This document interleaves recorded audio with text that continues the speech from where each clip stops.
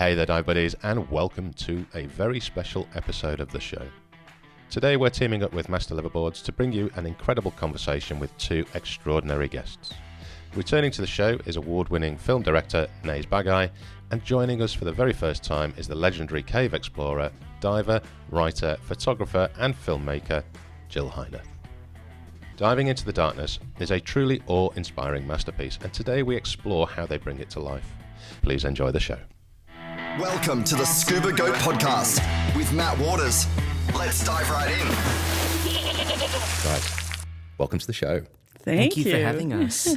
How's Sydney treating you so far, Jen? Fantastic. If I can ever get on this time zone, I'll be happy. hence the coffees. Yes. Excellent. Nays, it's been a while, mate. Yeah, it's been too long. Yeah, and as I've just suggested on the intro there, I think it would be quite nice to hear about your journey from last we met to where we are now. Well, funny you bringing that up is because I remember when I was last on the show, I was literally days away from driving down to Mount Gambier to do my first ever cave course, driving to Melbourne for Oztech where we ran into each other again. Yep. Then I had to catch a flight all the way to Ottawa to work with Jill, and then for the next 2 months, I was on the road bringing the bulk of principal photography for Diving Into the Darkness. And then 15 months of editing later, it's finally ready to be seen in the cinema. God, it's awesome as well. Spoiler alert, it's awesome. How much do you think you aged in that process? Well, let me put it this way. I definitely saw my first gray hair in Mexico. And I like to say that I'm 26, but I'm 59 in fatigue years. Yes. Now, Jill, how did it all come about? Because, you know, you're in Canada, he's down here in Australia. How on earth did you two meet and then decide on how this project was going to go ahead? We actually met here. We met in Sydney at the Oztech tech diving show 7 years ago. Yeah. And Nays came up to me and asked if I had a moment, and we struck up a friendship. And it continued over the years. And I guess it was during COVID that you read my book and shifted gears. Well, maybe I bought it just before, when it came out in late 2019. And I remember when I first got a copy of it, as soon as I hit the first page, I was like, the first time I read it, I was like, wow, this is a great book. And then the second time I read it, I was like, I'm getting my hands on this by hook or crook. This is something that I really want to, if I'm not directing it, then I want to be a part of whoever does bring this to life. It's Into the Planet. It's a memoir of my life. And the first line is, if I die, it will be in the most beautiful place that nobody has ever seen. That's quite powerful. And it kind of describes you in a nutshell, really, doesn't it, with your journey. Mm-hmm. And speaking of journey, I mean, that's what Diving Into the Darkness is all about. Mm-hmm. Your life's journey. Mm-hmm. Yeah, it's kind of daunting when someone wants to make your life story. But because we developed such a deep friendship and trust relationship, it was an easy yes. I mean, Nays is so unbelievably talented in every area of filmmaking, but he's also the most empathetic and positive director I've ever worked with, like in terms of interviews. Like that's a hard craft, and it's fascinating. He's less than half my age, And mine.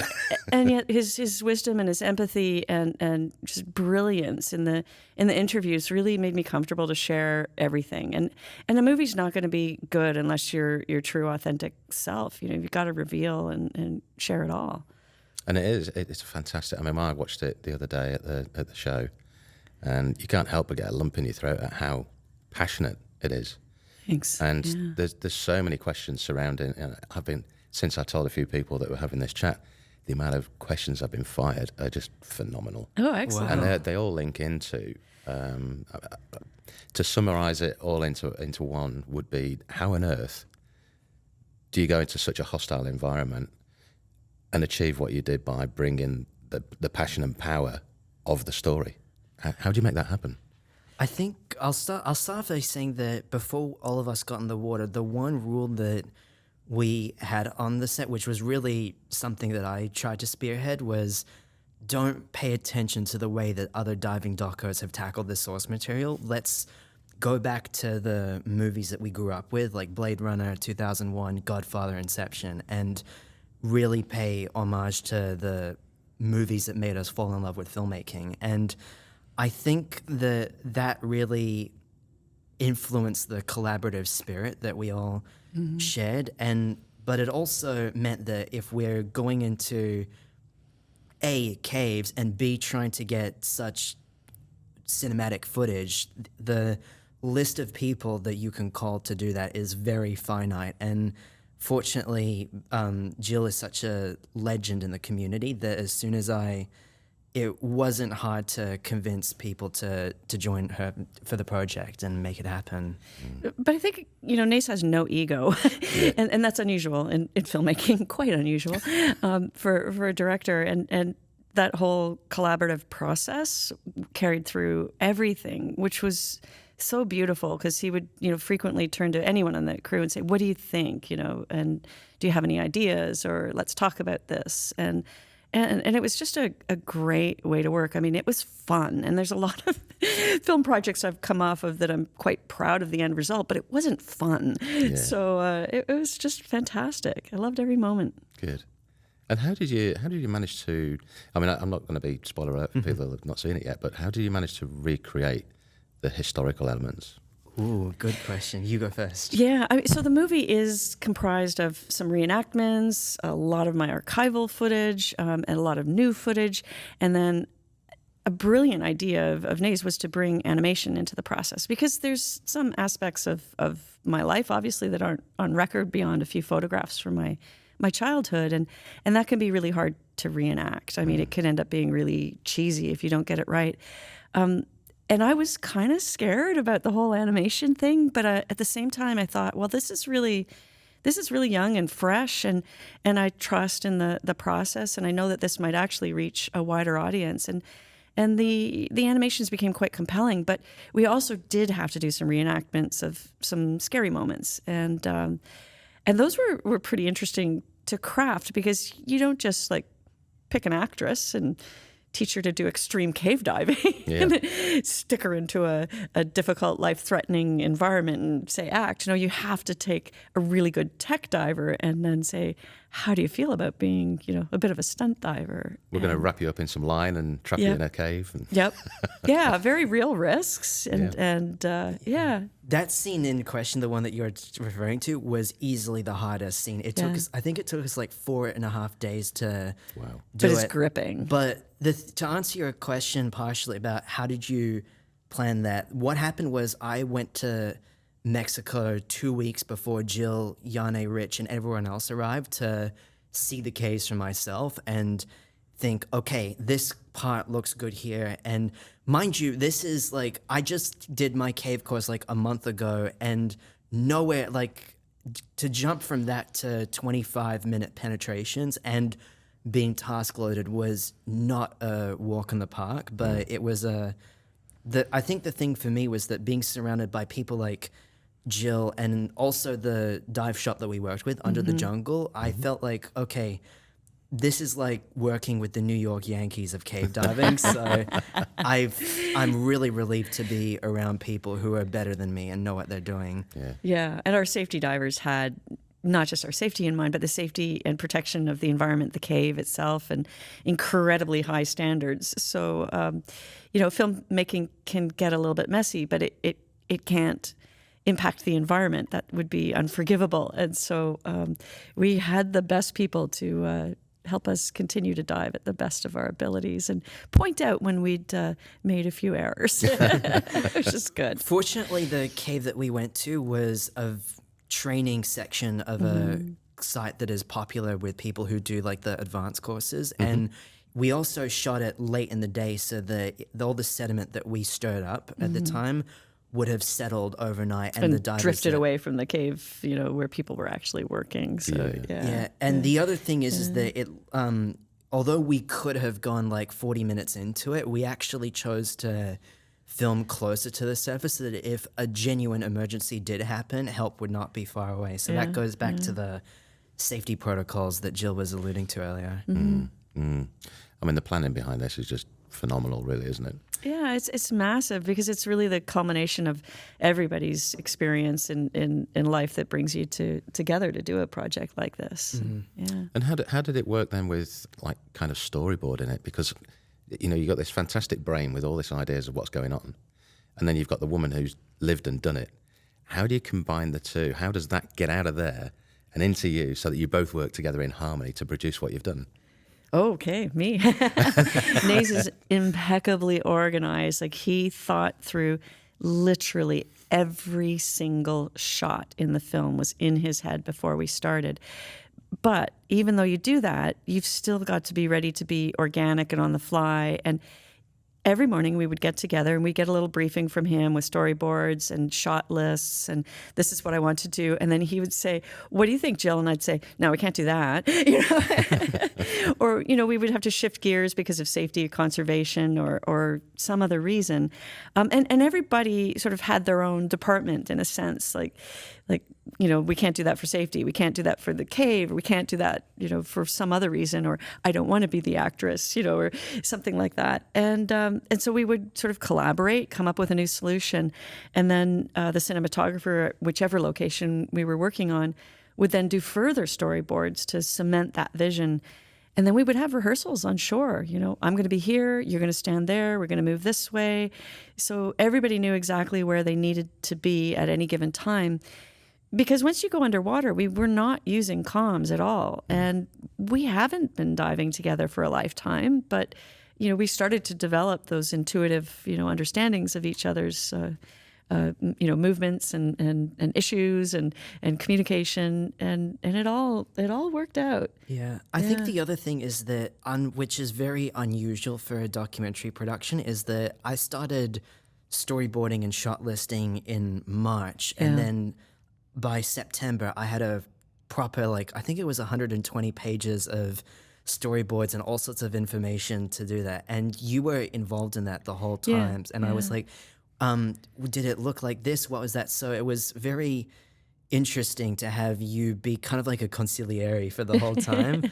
But as you said, like, I was so heartbroken that we had to practically throw out that entire encyclopedia, because what happened was it was clear that there was almost too much detail to do, and there was no way that it was possible to memorize all of that in advance. So the way to do it was that we all met at the dive shop before, like, bright and early in the morning, and Yane Suhan and the cinematographer, shout out to Yane,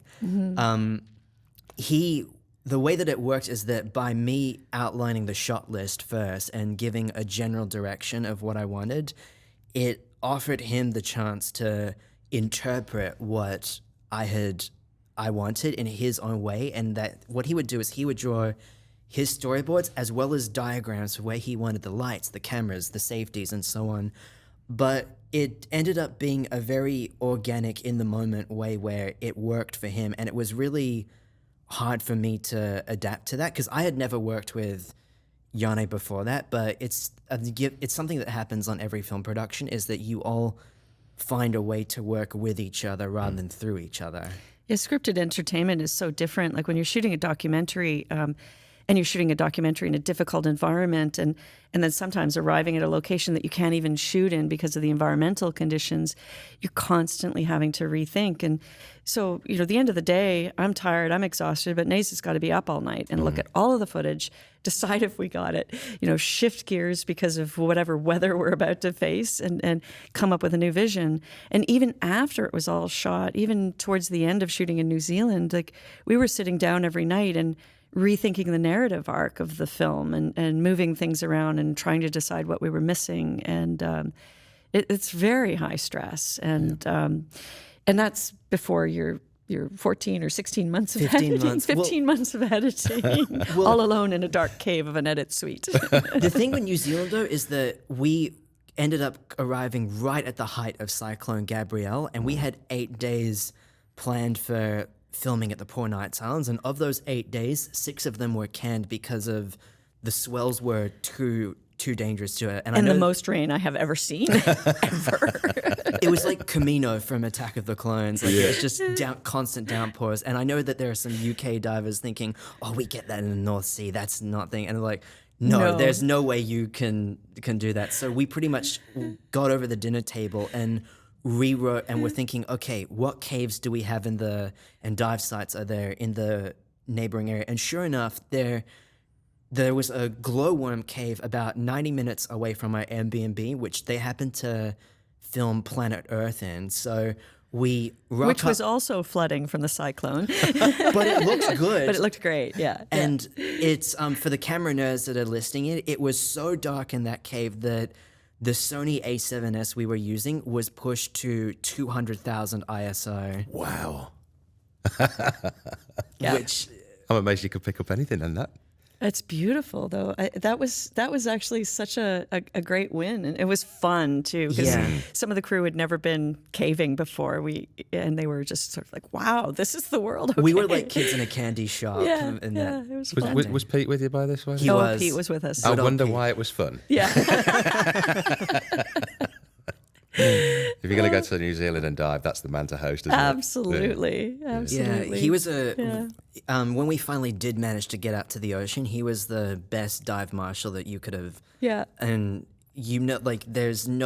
because he's so strict with safety, I knew that there was no chance that anything could happen. And the other thing is, we're all on rebreathers for this shoot, and as much as I love my rebreather to death, I know that it can be unpredictable. And I think it was the first underwater day all of us had issues. Like, you had a loop leak, my rig fell apart, and what happened to John's rebreather? A counterlung hole, I think. Yeah. Oh, jeez. Yeah. Wow. You know, it was funny because when we were watching the film this weekend at the Go Diving show, I was sitting in the audience and I realized there's one shot where you can see about that much water in the bottom of my canister in the prison. I'd never noticed it before because you remember I had a loop flood. Oh, in New Zealand, yeah. Yeah. And so I had about that much water in the bottom of, like, I have a clear canister for the Prism too, and so I'm looking at it swishing around. I'm like, oh, that's funny. So I had not noticed that until you pointed it out. I had spent that entire dive just drinking and trying to clear the water that was leaking into the rebreather. Was there any point, because you're doing all this filming and trying to get all the shots, was there any point where the rebreathers became restrictive at all? Yes, yeah. It's hard to film on rebreathers. Yeah, it's very hard to film on rebreathers. On the one hand, like, especially when you're in a natural environment and you want incredible fish interaction, the silence of the rebreathers is fantastic. But if you're in Mexico in shallow water caves, it's hard, you know? And there were times that we were shooting like multiple descents. So I'm going up and down and up and down. And I think I only lost my sense of humor once in the production, but one of them was one of those nights when we were shooting in a cave and I just had to go up and down and my ears had it. And that was side mount open circuit, fortunately, though. The worst, like, I remember when we were in this section in Taj Mahal and it was like 2 meters to 12 meters. That was my least favorite day of the whole shoot. Yeah, it was difficult. My ears were shot. You know, dealing with a rebreather in shallow water is a pain in the butt. And if you want to look good, and you know that you're simulating something that's much deeper, so you can't make it look shallow. You know? Yeah. So yeah, they can be difficult. You have failures. You got to deal with them. You also have to keep up on all your safety protocols, which can be, you know, time consuming. So in fact, one of the things I found the most frustrating is, and again, I really want to make it clear that I love my rebreather, but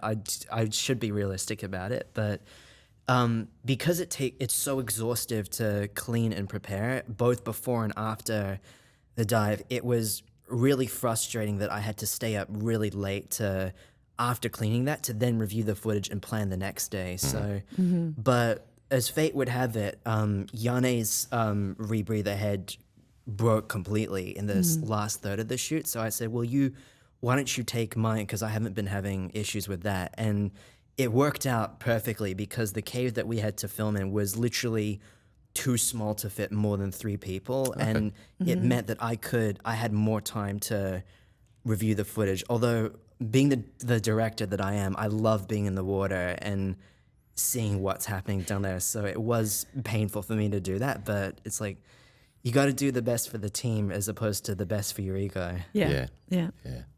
Well, as Jill's already alluded to, we don't think you've got an ego at all. So that makes I'll things try nice to keep and it easy. that way. Yeah. Do that. But what was the? What would you say was the most difficult part of the whole process? Wow. I think his is going to be editing. Oh yeah, For sure. Editing I'll go into that frames. later, but you go first. Yeah. You know, it was a joyous experience for me, genuinely. I loved every moment of it. I loved all the crews we worked with. Like, these are all old friends and some new friends, but people at the top of their craft and just genuinely nice to work with. So I didn't feel hardship. So you've had a ball. I had a fantastic time. I mean, when you're in front of the camera and you don't have the pressures of the whole production weighing on your shoulders, it's a lot better. Like, it's like pressure and sleep deprivation and challenge for the director. But for me, I loved it. And because obviously when we watch the production, we see you in the water. Yeah. What's it like when you turn around, you look at the camera and you see everything behind it? Oh, What's yeah. that view? Yeah. Oh, it's kind of fun. I mean, because I do work on both sides of the camera, and so yeah, being in front of the camera is fun. Just watching everyone and thinking about what's going on, and yeah. Easy days. Yeah. Go on then. Give it to us. I'm going to go on the record and say that having been through the infamous stress test that cave divers go through, and then organizing and diving on a cave diving shoot, that was a walk in the park compared to editing about 60 terabytes of footage to a 96-minute timeline over 15 months. 60 terabytes. Yeah. Wow. I just thought of my worst moment. I go remember What is it? So we're in Mexico. We're shooting in a small cave, and Rich Stevenson gives me one of his lights. He says, use this light when you're swimming away from me. When you're swimming towards me, clip it off on your harness. And I was open circuit on that part of the shoot, and the light had a double-ended clip on it. So for the divers out there, when you have a single-ended clip, you just hook your finger in the ring and you operate the trigger with your thumb and you reach back behind you and you put it away. So I'm putting the light away quickly because we're switching the shot direction, and I reach back, and because it was a double-ender clip, my pinky in the other end opened the clip, the light fell off, and it went straight down a crevasse. But not just a crevasse, but a silty crevasse in a small cave. And I'm like, no. And I'm thinking, $2,000. So I whipped out a safety reel, clipped it on the line because the silt's sort of blooming just from me dropping the light. And I put the safety reel on and I hovered over that crevasse and I went, this is not the time to do this. This is not part of the plan. And I just sort of dropped the reel in the crevasse so that we'd be able to find the light again, because at least I could see it way down there. And then I did not have my head in the filming because I just felt awful about losing Rich's light. And I'm like, we're out of here. And everyone's like, what? We have more lights? And I'm like, no, my head's not in it. Yep. We're out of here.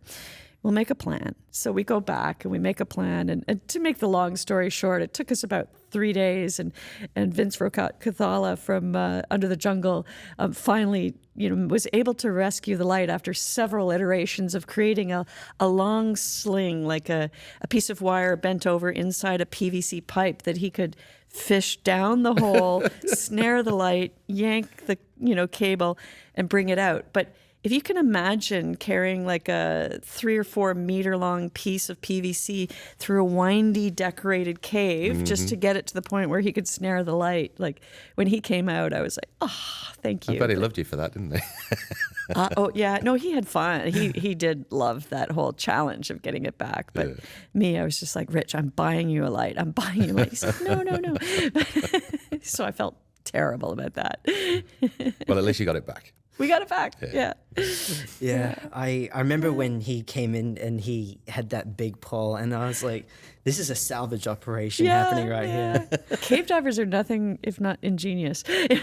But going back to the difficulty of the editing, speaking of cave, I think that when you're trained to operate in high stress situations, and also organize. I mean, you know what a rebreather checklist looks like. It's a lot of, things you have to prepare, but also you get trained to adapt to failure points. And I think that, that's why they call it technical diving, because it really is technical. So I think that had I not gone through the cave and rebreather training beforehand, I probably wouldn't have handled editing as well. I mean, I would have handled it, but in the sense that it required a very methodical but adaptive mindset, because one of the reasons for that is that the original script that we had written wasn't working in the edit. And I think it was Ron Howard who said that a film is written 3 times, once in the script, secondly during filming, and finally during the editing. And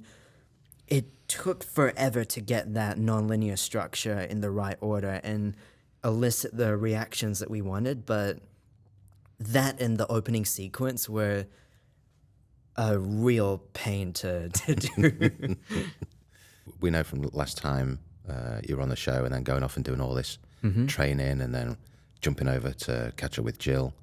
Was there a fear point at the start there where your own personal skill levels within the environments you were going into, did it weigh on you at all and affect the start of the progress, or did you instantly fall into comfort with the people around you? Well, I think that when I did my course with Ryan and Gambier, one of the things I said to him was, don't take it easy on me for this course, given what I'm going to go through in a month from now. And I will admit that I was really stressed when I did the stress test, but fortunately, once I realized what it was all about, I got it right the second time and did the rest of the course. And then I think in the back of my mind, I subconsciously knew, okay, this is probably the worst it will get for me, and whatever happens, if it does get worse for whatever reason, then there's just enough of a foundation. And I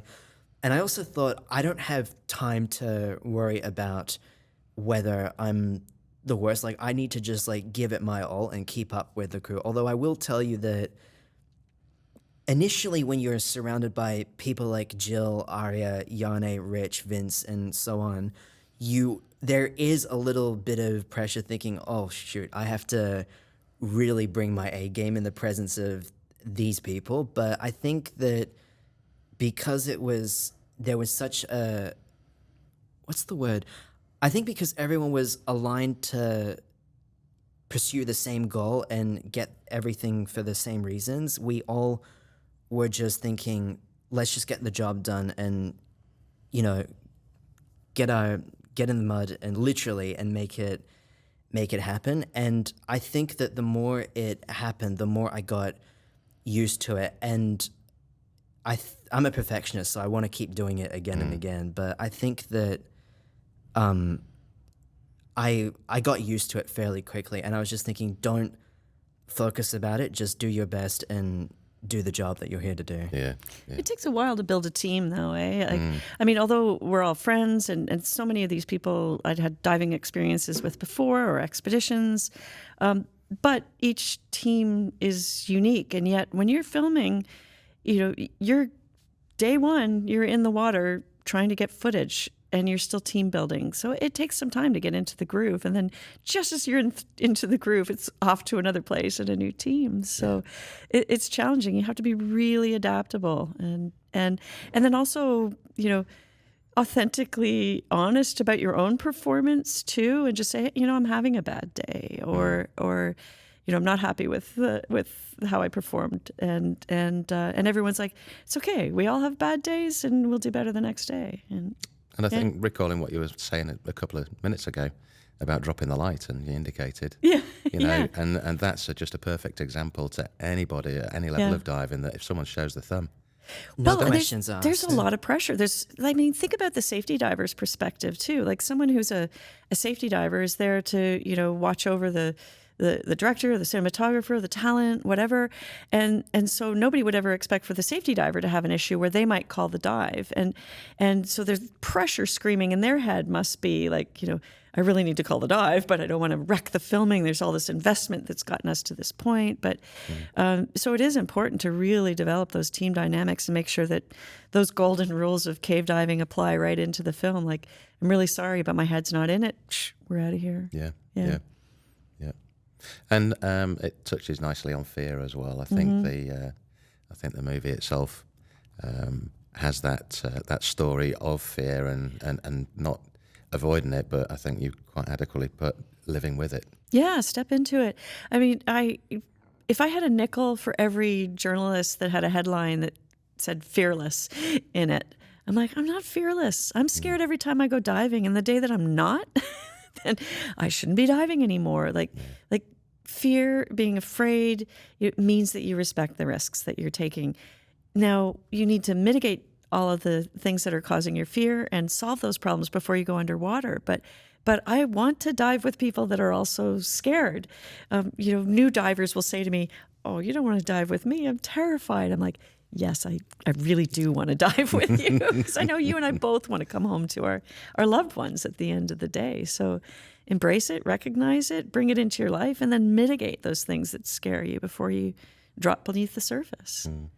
Well, I think that's a really important thing, because you really set the tone for the whole, the whole thing about how it's good to have fear. And I think that in my case, at least, I definitely was scared, but the caveat is to keep that fear on a tight leash so that it's short enough that it doesn't interfere with your ability to get the goods, but long enough that it keeps you sober enough to recognize the risk and thumb the dive when it's really going awry. And creatively, if you're not a bit afraid, then you're probably not doing something that's new and fresh and edgy. So yeah, you as a director, you need to be a little bit afraid about how this is all coming together. I can't imagine how much fear he's had in the last 15 months. Oh my God, a lifetime's worth. The thing is there's still watching the film with an audience is very interesting, because there are so many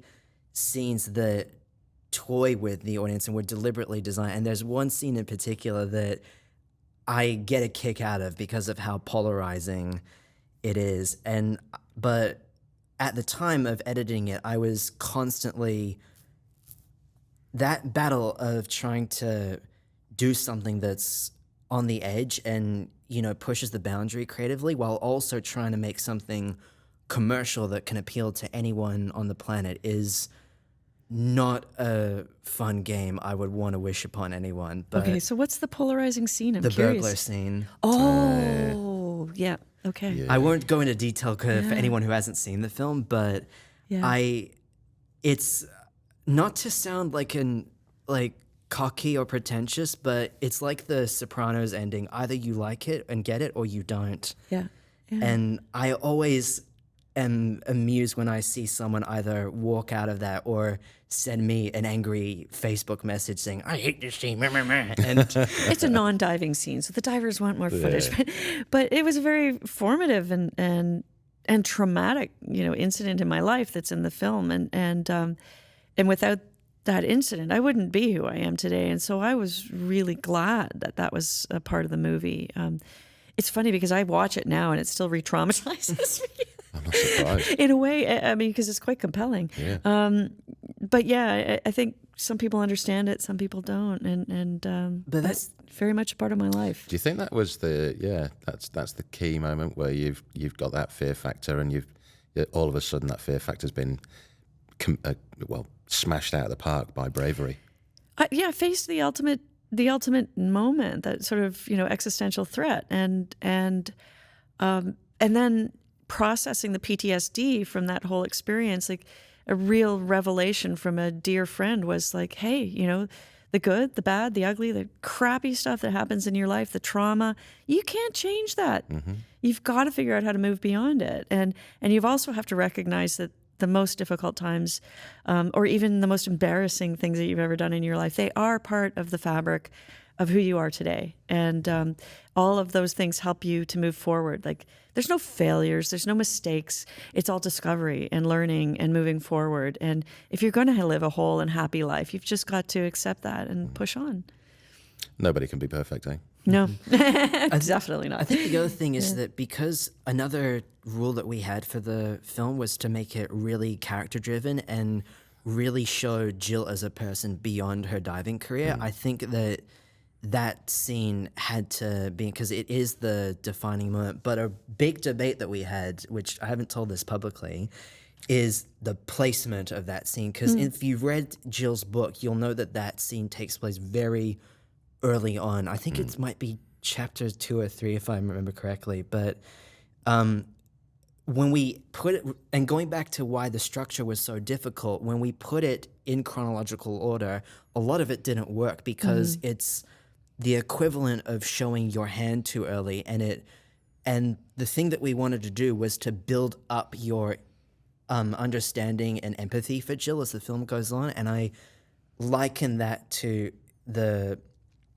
big climax that happens in Act 2 as you go into Act 3. And but it was definitely a big challenge to figure out how that scene fit in it. And then going back to the whole cinematic influences, I remember we watched Alfred Hitchcock, No Country for Old Men, and other even the scene from The Godfather where they're in the hospital and you hear the footsteps, and as well as the scene where Michael's in the restaurant. Like, it was really fun to study all these films, and which I had seen before, but this time it was for the sole purpose of like even thinking about the rhythm of the editing, like how long a shot lasts to when you cut here and the sound design is working and it's sparse. And so not only does Nays love these movie references and they influence his life, he knows the scripts. He imitates the voice actors. He knows the shots. He remembers every shot that built a scene. And he'll say, "Do you remember that part in The Godfather when bloody, bloody, blah?" And I'm like, no. No. 25 years. He knows every moment. He remembers the beats of the audio, the Foley or whatever. It's all there, and he can remember each layer of that edit and then apply it to something else. It's a remarkable talent he has. It is. thank you so And much. it's reflected particularly in that part of the show Yeah, as well. yeah. But another fun fact for your listeners is the sound design was also another fun challenge, which was actually not as torturous as, in fact, that was one of my favorite parts of the whole process. And part of the reason is that there are actually over a dozen Star Wars sound effects that are heavily modified and adjusted so that I'm not getting in copyright trouble. But if you watch the film, I dare you to figure out where they're smuggled in the mix. Well, I didn't hear C-3PO or R2-D2. So. Yeah, people may not realize it's a completely original score. And then, of course, there's all these layers of sound effects that are created in very unusual ways. And then, of course, the sound edit is critical. And the first time I saw the film in an actual theater, I was blown away by the visceral quality of the audio. I mean, the orchestration is magnificent. I mean, Kailash Reitmans did an amazing job with you working on that.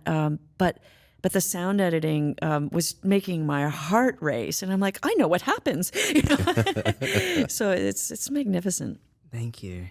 I mean, yeah, fun story about who Kailash Reitmans is. He's a childhood friend of mine who, I think he's my oldest friend, come to think of it, but he had done the score for Descent and another film that we had worked on together, and he said that this project was 10 times more difficult than Descent because it was much longer, and the sounds that we had to create for that were much more demanding. But again, going back to the movie references, it was kind of a fun challenge to think, how can we replicate that science fiction sound and do it in a way where it's appropriate for the source material? And one funny story is I have a replica of Jaco Pastorius's Sunburst fretless bass, and Kailash said, "Bring your bass over. I want to try something a little mischievous with you." So I thought that he was just going to take the normal sound of the bass and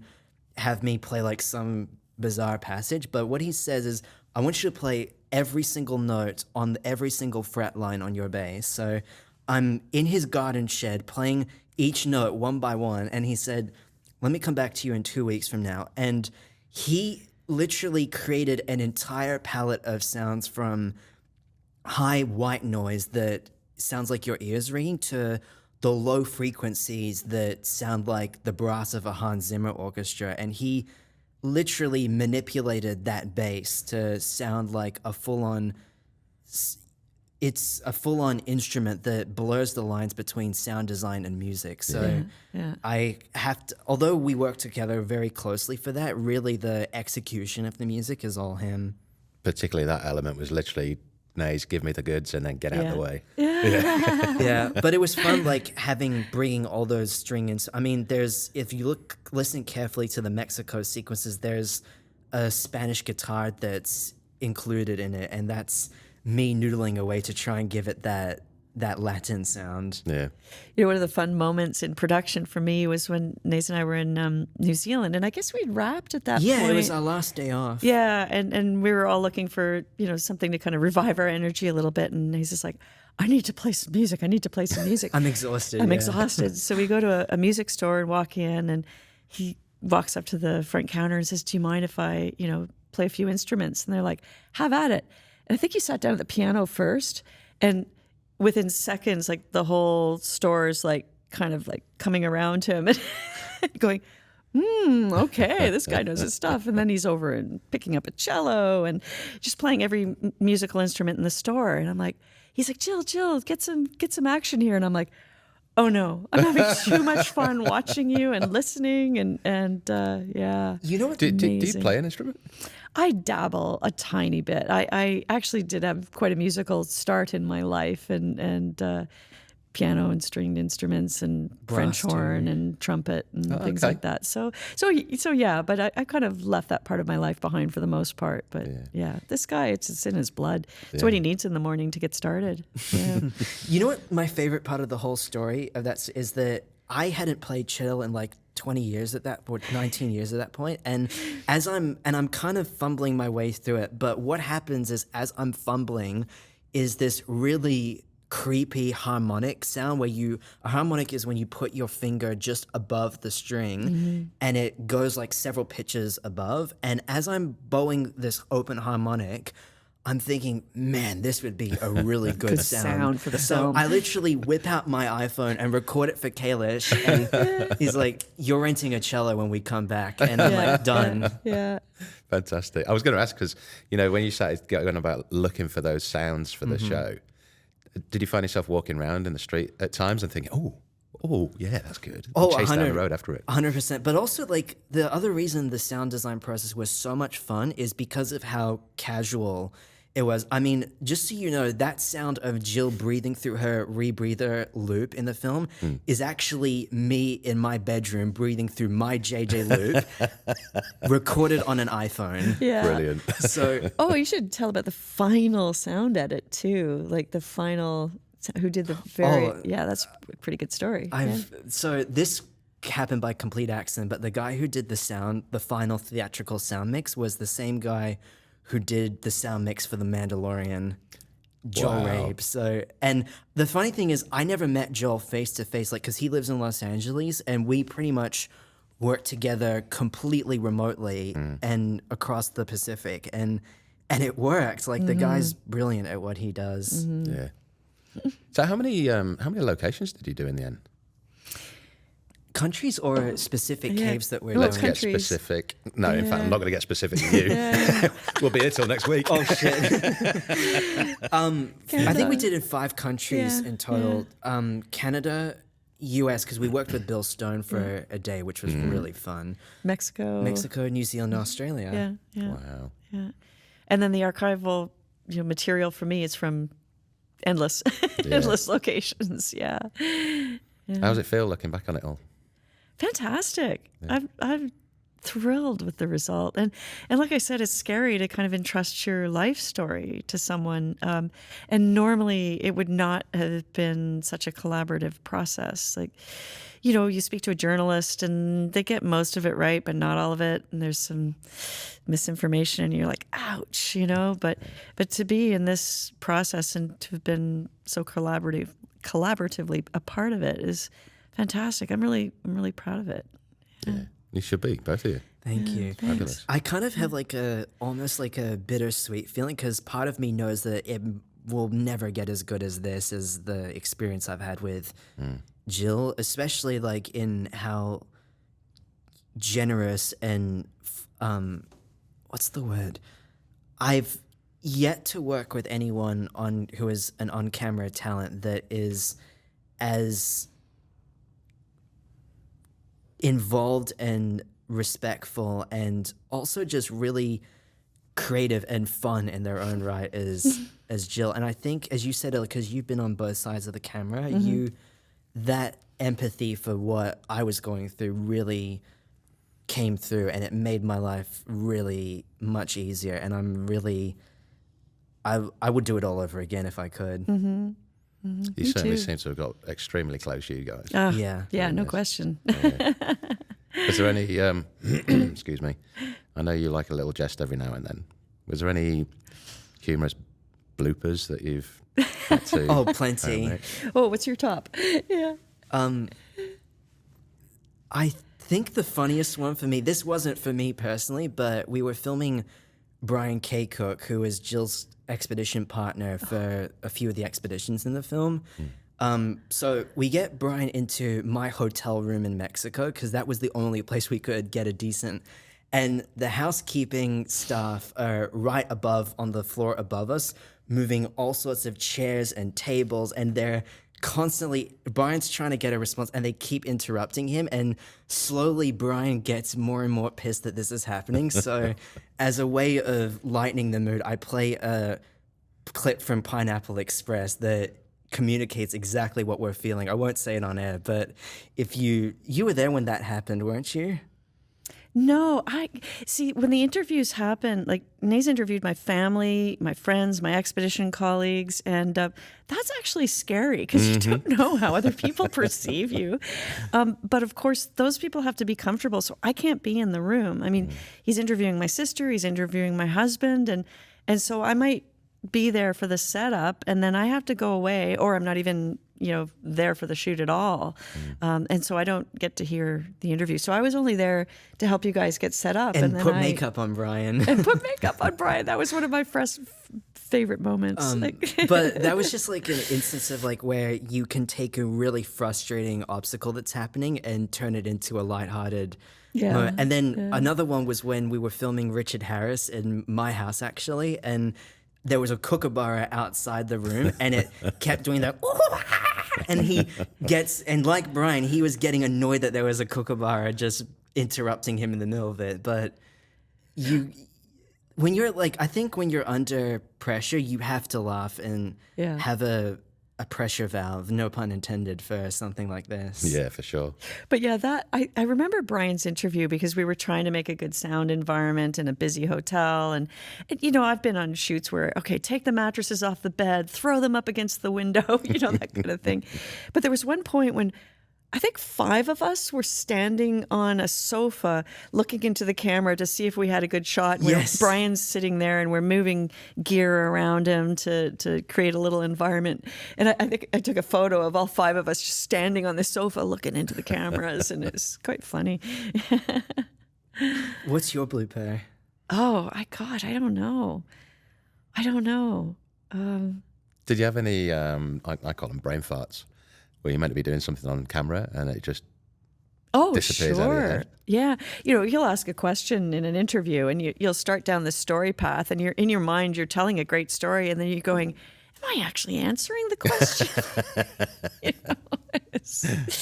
think I took you on a wild goose chase there, but I didn't answer the question, did I? Yeah.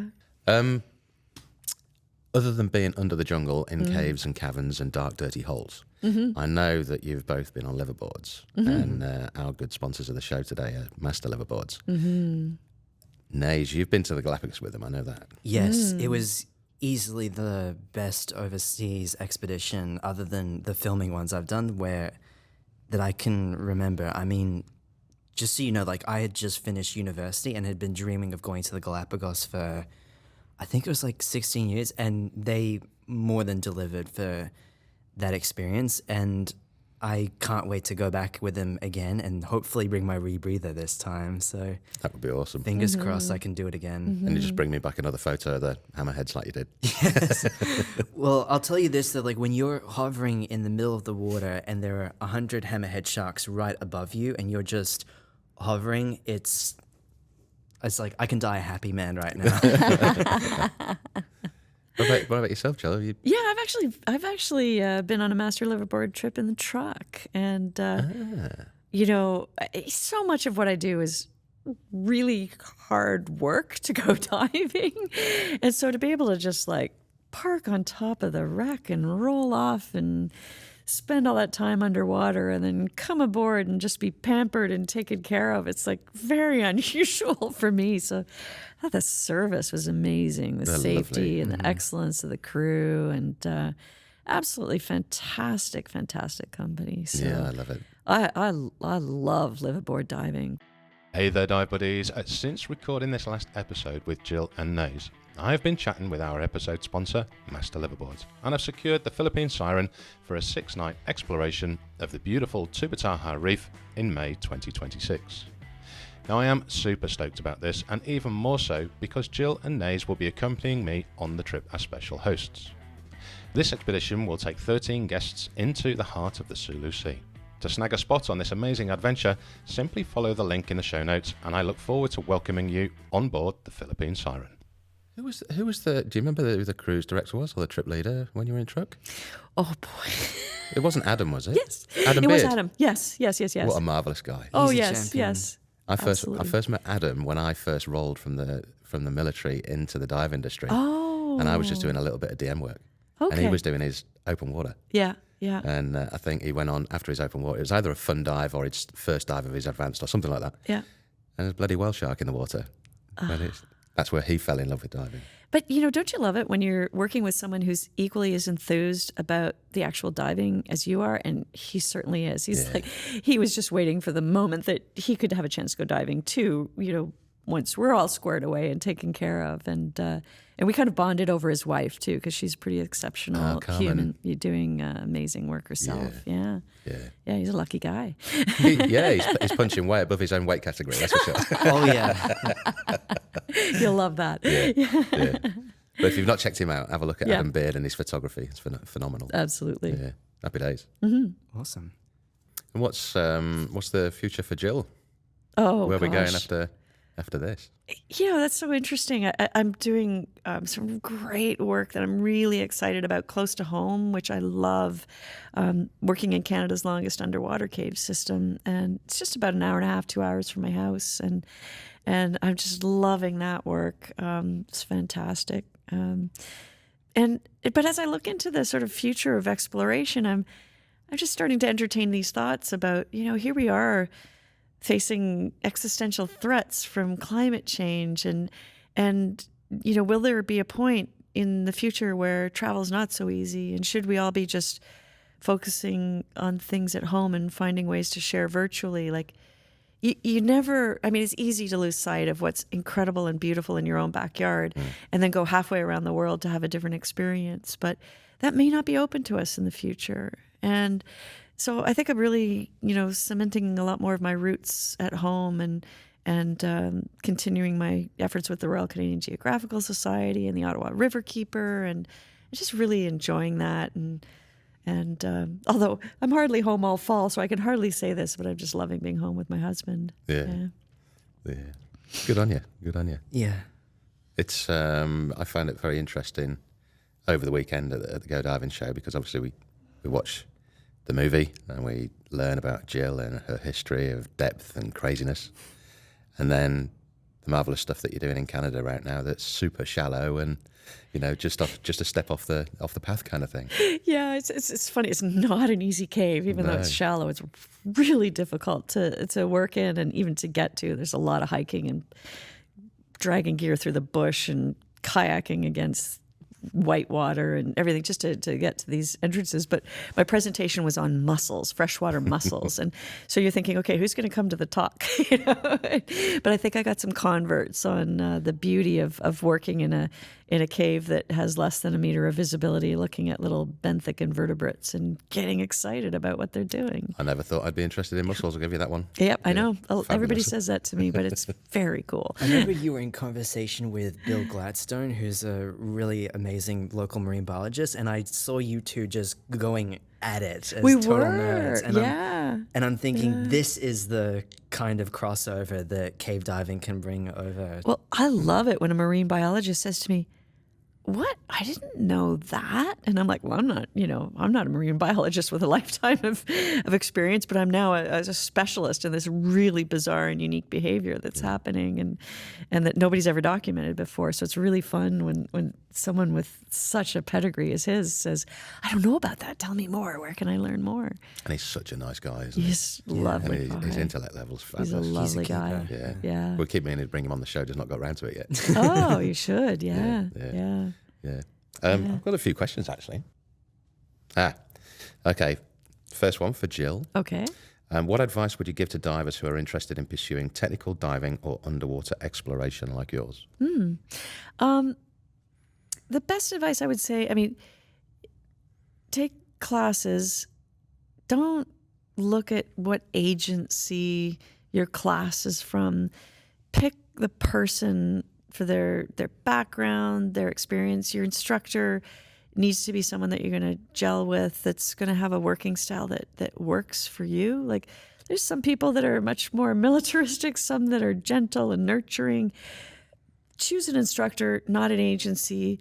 Take some class, gain some wisdom, and know that you should make mistakes. If you're not going to make mistakes, you don't need the class. So go make all kinds of mistakes, own them, and move on from it. And then get experience before the next class. And don't just fall in love with one instructor. Get a variety of viewpoints and experiences in your instructors and your dive partners, and be humble. We all make mistakes. It doesn't matter if you've got 20 dives or thousands of dives. We all make mistakes, and it's okay. Survival doesn't have to be pretty. It just has to be effective. And if it's messy, but you got yourself out of a problem, it's okay. It'll be cleaner next time. That's the thing, if you're getting that learning point. Yep. And as you're saying about the instructors as well, I've always said, so many people ask, which training agency should I use? Which person should I use? Well, you've got to have that harmony with the person that's imparting the information. And it's relevant which training agency it is. It's the experience you're gaining from the person. Especially if it's a one-on-one course where you're practically almost like a married couple. So it has to, the relationship between instructor and student has to work, or else it's not happening.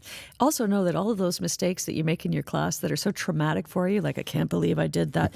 People come up to me, down the road, and they say, I can't believe that dive, I can't believe I did that in front of you. Like, I wouldn't have survived that dive in real life. It was, oh my God, I'm so embarrassed. I'm like, and I'm thinking in my mind, I'm going, I don't even remember that dive, Certainly don't remember you making a mistake. What I remember is that in the end, you mastered your skills, you got over whatever the issues were, and you earned your qualification. The rest of that doesn't matter, and it actually probably built the fiber of who you are. So, it's so funny. People carry that their whole lives.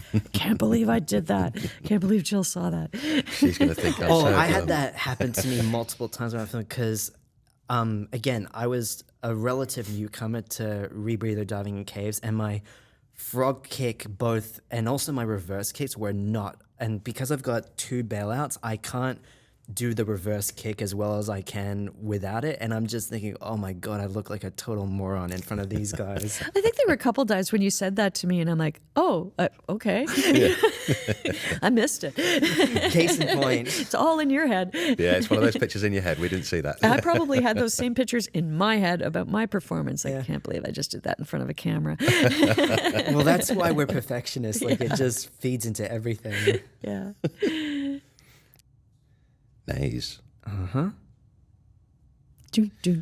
What were some of the biggest personal challenges that you faced while filming in such an extreme underwater environment? In filming, okay. I think there's 2. One which was a little darker and one that's a little lighter. I think the darker challenge was because I was still like, I still hadn't really, I felt like I had a lot to prove and I wasn't super confident. And there were many times where I didn't share this with the crew, obviously, but I was feeling really insecure and uncertain of whether I actually was capable of delivering. And I thought, oh crap, what have I gotten myself into? And there were some times during filming where I really felt the itch to give up, but I knew that I would hate myself more if I didn't do it. And I feel also not being in the cave for the really tight caves was very upsetting to me, but it was also a really good lesson for me in thinking about what's right for the project and versus what makes you look good and like Mr. Badass. So I think that when you're, again, going back to the fact that you're surrounded by people who've been doing this for 20, 30 years really lets you know that you're in the company of people who are really there. They will set you straight, but they ultimately are trying to help you. I mean, that's what professionals do. I think the other massive challenge I had, which was ultimately one that I'm really grateful for in the end, is that I ended up realizing, you know what, I think I love not only diving, but also the community of this world more than I do the film industry. And it was a little surreal going through that massive identity shift where the thing that I thought that I wanted to do was actually, how do I say this? When you meet a community and a lifestyle that eclipses your original dream and is something that you want to do, but doesn't exactly fit into your master plan, it does throw you off a little. But I will say that I was really shocked and pleasantly surprised about how much I loved cave diving and technical diving, and how before that I thought I would have just wanted to do recreational diving. And that was another reason I felt insecure, was because I didn't have the massive background that these other guys had. But being immersed in what goes into this side of diving made me think this is what I want to keep doing, and I'm not giving it up as long as I can. Very deep, mate. Yeah. Very cool. Yeah. Is that a pun? Yeah. I tell you what, I did want to ask you, Jill. Yeah. Is obviously your lifespan in this career. You've been in an environment at the start there, and for the majority, it's been very male dominated. And it kind of came across in the movie as well about, you don't want to just be the greatest female diver. You want to be the best diver. No, I mean, I or just, what, yeah. recognized as an equal and not as just a female. Yeah. When I started technical diving, we didn't have the term technical diving, right? But yeah, when I started pushing at the edges, there were very few other women out there doing similar things. And I was trying to find a community, trying to connect with people, and often the only girl on the boat and that sort of thing, and facing both intentional sexism and unintentional bias and some horrible things. Like there was an internet troll who I'd never even met face to face, whose name I won't even honor, because he sent me a package of body bags, with a personally hand-signed note. Clean up after yourselves when your project is done so we can get back in there and kick ass, And it was like heartbreaking. And so I've always worked hard just to, do the best that I can, and then also to, nurture other people, specifically women, to come up through the ranks as well. And yet I look forward to the day that we don't need, women's specific, the Women Diving Hall of Fame, for instance. Some people say, well, why do you have a Women Divers Hall of Fame? That doesn't further humanity. I'm like, well, we have it because we need it, because some really iconic women have not been recognized for their contributions to the industry. And when the Women Divers Hall of Fame gets together, like, we raise money for scholarships for other women to bring them up through the ranks. So I look forward to the day that we don't need to do that. But we still need it. We still have a ways to go. And so I would prefer just to be known as, a prolific diver that did her best, rather than, I don't want to be the best woman or whatever, because, that's so subjective. There's people doing amazing things now. So many women doing incredible things that are behind the scenes in science and exploration and engineering and technology. And I hope I can encourage them just to, chase the impossible dream and do it. Yeah. There's no reason why they can't. Yeah. Yeah. And I think you're in an environment, in the scuba diving world, the underwater world, where, in my opinion, when you get beneath the surface, you're equal. Doesn't matter that I'm 120 kilos and Nays is 70 kilos. That's right. We're all the same mermaids. under the water. Yeah. We're all mermaids. Yeah. And you get to enjoy those experiences and have those experiences together. And isn't that one of the beauties? You leave the surface and you leave all of the shit behind, you know? And you just go there to float beautifully in the neutral buoyancy of the ocean or the cave or whatever. And it doesn't matter your color, your creed, your religion, your background, your gender. We're all there together, just having the time of our lives. And it's that community thing that Nays just That's kicked why in. it was such a big thing for me, was because I didn't experience that in the film industry, but in diving I did. Yeah. When we were at Oztech a couple of years ago, there was the after party and drinks and stuff, and it was when Bill and M2 were up on stage giving it large, and Stephen Fordyce was there, and he'd just been on the show, and he was just a completely different man. I'm like, dude, you drunk or something? What's going on? He said, no. He said, I'm around my people. Yeah. And he's a self-confessed introvert. Yeah. But you put him in a room of divers. Funny you say that, is because the exact same thing happened to me after go diving this year, where normally if I'm at an event, I am spent after a whole day and I have to take a day off to recover. But as soon as I ran into Jill, John, Pete, and everyone else who are lifelong friends that I've had, I could have stayed up until midnight hanging out with them. And this is someone who normally leaves an hour after the party. So for me, it's when you know. Yeah. We're all kind of introverted extroverts in a way. Like, yeah. Good people. Lots of steel Pete's. Cool shit with cool people. So many good stories. Fabulous. Well, guys, thank you so much for coming in and spending time with me. Our It's pleasure. been an absolute pleasure talking to you. Thank you. I've still got my photo at home from the Galapagos that Nays brought in 2 years ago. Oh, really? Yeah, Nice. Yeah. Let's do this again sometime in the future when you're back over these ways, or even if Love I'm to. over the other side of the world. Love to. Thanks. Thank you so much.